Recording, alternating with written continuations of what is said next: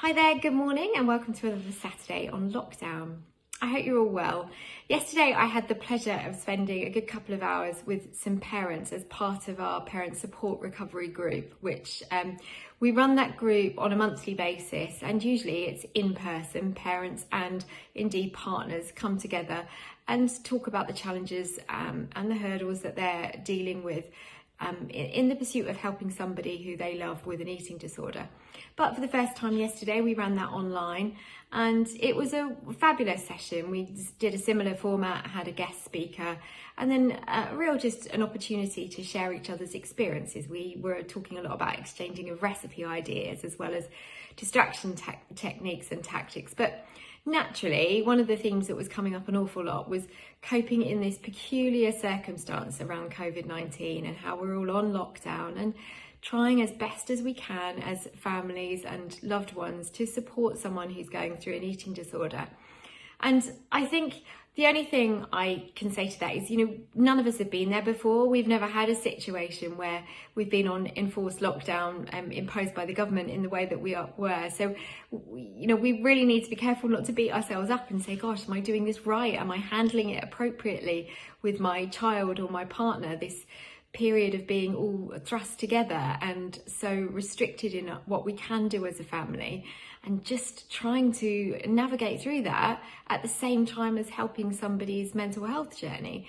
So first thing to say is, this is not the time to beat yourself up. We're all playing this game very, very much as novices and trying to get our own heads around it. So whatever you're doing, if you're doing it in the support of someone you love, you're already doing a great thing.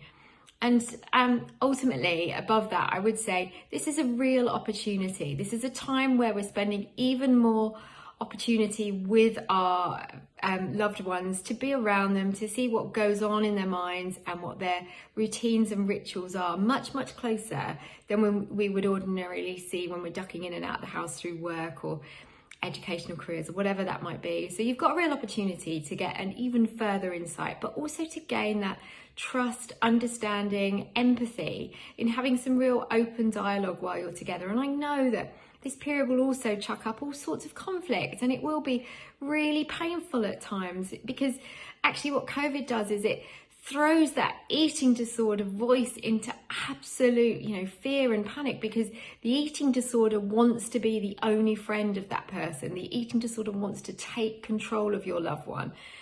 By COVID imposing all these restrictions and meaning a change in routine, well, the eating disorder is going to do whatever it can to cling on and scream and shout and give your loved one a really hard time. So whatever you can do to show empathy and compassion and support and be the better, stronger voice than the eating disorder, then that's a great thing, and you're doing your absolute best. What I've decided I'm going to do by early next week is to produce a very short booklet of my tips and suggestions if indeed you are helping somebody either as a partner or parent for someone with an eating disorder during this time of COVID. And this will just be my reflections and some advice.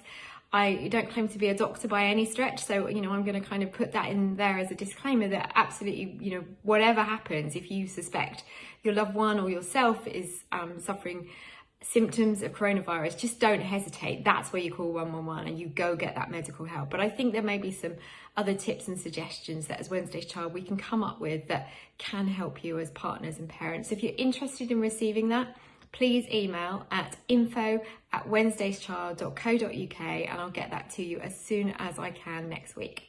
Okay, take care in the meantime.